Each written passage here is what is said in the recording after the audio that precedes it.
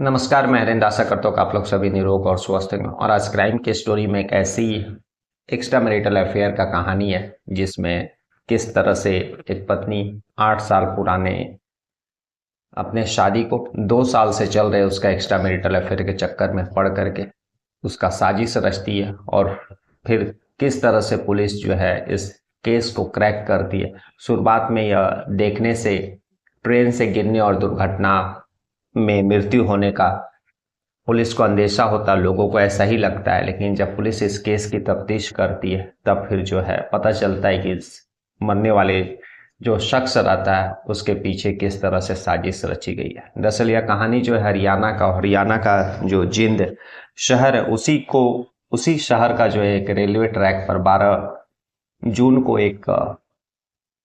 लाश कुछ लोगों को दिखाई देता। उस लाश से बदबू आ रही थी। तुरंत जो है वहां से गुजरने वाले राहगीर जो है पुलिस को इन्फॉर्म करते हैं। और चूंकि यह जो रेलवे ट्रैक से जुड़ा हुआ मामला था तो नज़दीकी थाना जो है जीआरपी को इन्फॉर्म करती है। और उसके बाद जो है रेलवे पुलिस वहां पहुंचती है और शव को अपने कस्टडी में लेती है। आसपास के लोगों से पूछताछ करने की कोशिश करती है। पहले ही देखने से पता चल रहा था कि जो है शव वहां पर 2-3 दिन से पड़ा हुआ है, क्योंकि जो है शव से बदबू भी आने लगी थी। और फिर जो है पुलिस उस शव को अपने कस्टडी में ले करके पोस्टमार्टम के लिए भेज देती है। लेकिन उसके पहले जो है वहाँ जहाँ पर शव पड़ा हुआ था वहाँ पर सारी चीज़ें पुलिस तफ्तीश करती है। और शुरुआत में ही पुलिस को देखने से यह लग गया था कि जो है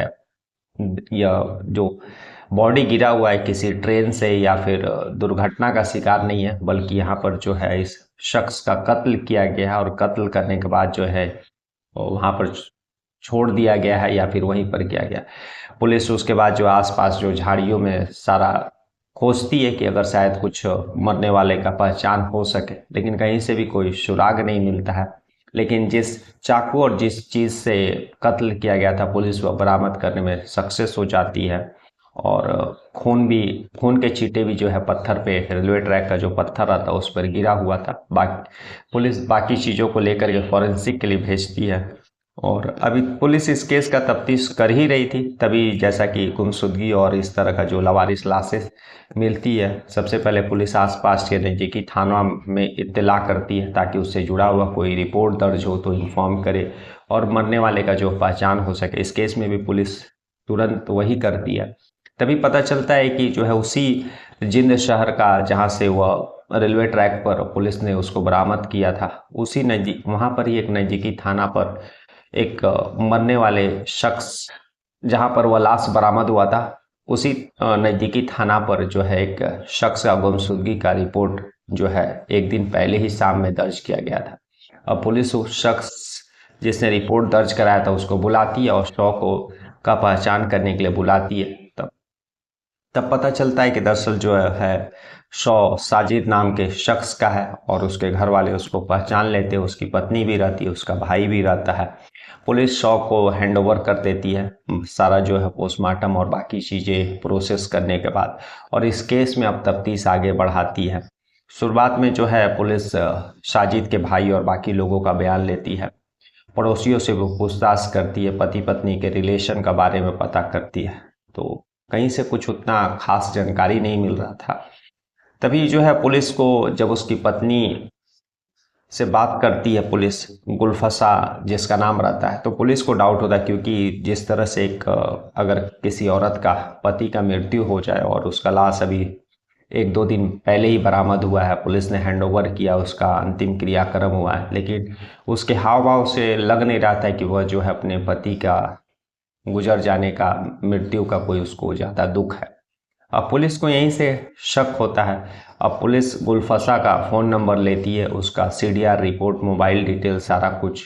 चुपचाप निकलती है। तब पता चलता है कि पोस्टमार्टम रिपोर्ट में पहले ही यह साफ हो चुका था कि जो है मृत्यु जो है 10 तारीख को ही हो चुका था, लाश जो है 12 तारीख को बरामद हुआ था। अब सीडीआर रिपोर्ट में जब उसकी पत्नी का लोकेशन और बाकी चीज़ें पुलिस देखती है तो पता चलता है कि जिस समय के दौरान जो है साजिद का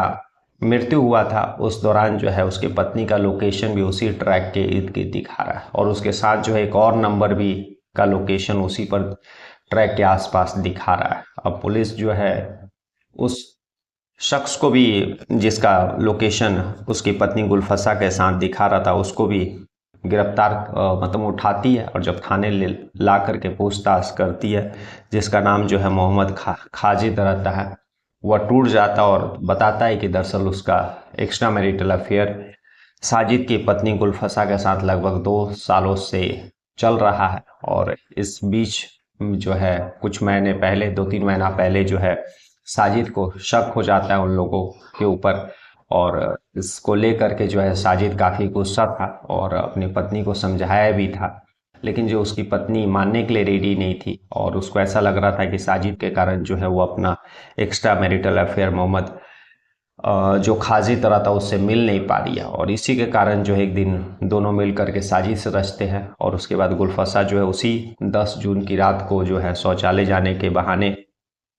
अपने पति को अपने साथ लेकर के जाती है और बातों में वहाँ फंसाती है। और फिर वहीं पर पहले से जो है मोहम्मद खाजिद, जो कि यूपी के मुजफ्फरपुर में रहा करता था, वहाँ पर उसको पहले ही एक दिन उसकी पत्नी गुलफसा बुला लेती है और उस झाड़ियों में छुप कर के बैठने के लिए बोल देती है। और ठीक उसी 10 तारीख की रात को जो है गुलफसा अपने पति साजिद को अपने साथ लेकर के जाती है, अंधेरा का बहाना और बाकी चीज़ों का बहाना बना करके, और पहले से वहाँ धाक लगाए हुए जो मोहम्मद खाजिद बैठे रहता है और फिर जो है दोनों उस पर टूट पड़ते हैं साजिद पर, और फिर पहले चाकू से और फिर पत्थरों से पत्नी और जो है उसका आशिक मोहम्मद खाजिद वार करते हैं और फिर कत्ल करके वहाँ से निकल जाते हैं। और इस दौरान जो है उसकी पत्नी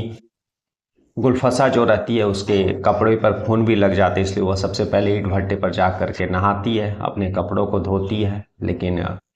और उसके बाद जो है अगले दिन जो है पुलिस स्टेशन में जा करके अपने पति साजिद का गुमशुदगी का रिपोर्ट भी दर्ज कराती है, ताकि उस पुलिस को उसके ऊपर शक ना हो और वह आसानी से जो है घर वालों को और बाकी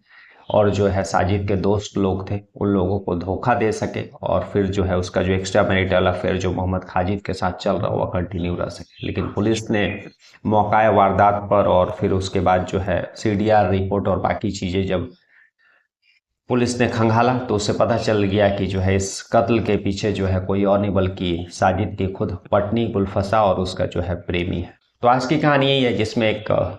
पत्नी जिसका अपना 5 साल का बेटा है और लगभग 8 साल से ज़्यादा किए हुए शादी के हो गए थे, लेकिन फिर भी 2 साल के एक्स्ट्रा मैरिटल के अफेयर के चक्कर में पड़ करके अपने पति का इस तरह से कत्ल करती है, इस तरह से उसका जान लेती है कि पुलिस के भी रोंगटे जो है खड़े हो गए।